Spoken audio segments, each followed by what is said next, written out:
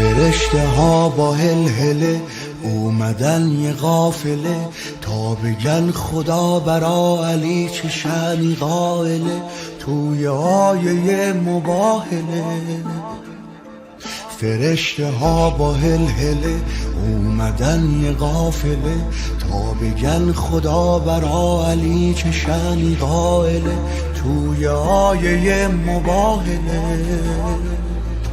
خدا خدای سبحان تو آیه های قرآن تو شرح آل عمران سند آورده واسه ولایت علی و بچه ها.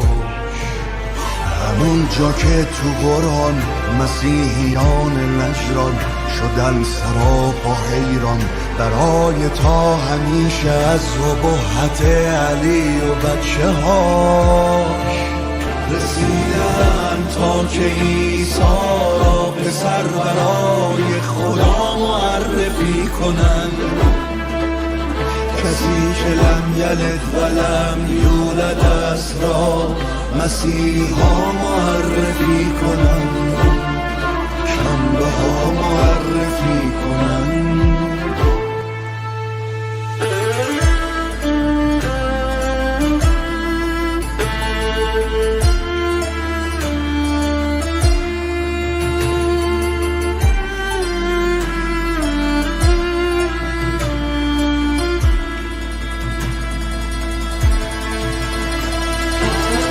ندا رسید ای محمد امین فقل تعالی ندعو ابناءنا و ابناءکم همچنین نساءنا نساءکم بعد از این. نفس های ما و نفس های تان نزد رب العالمین ثم نبتهل فنجعل لعنة الله علی الکاذبین.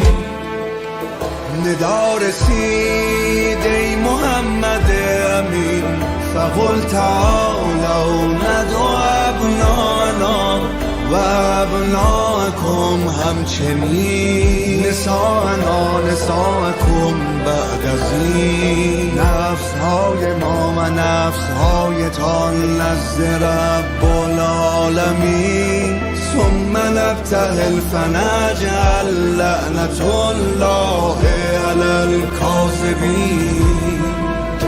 علی علی ناخدای کشتی نجات و با خدا علی علی علی. ای که لحظه ای نبوده از تو حق جدا علی علی علی. ای همیشه ابتدا و انتهای ماجرا علی علی علی. ای صدای هر کسی که خسته می شود علی علی علی. ای کلید هر دری که بسته می شود علی علی علی. ای پناه هر که دل شکسته می شود علی.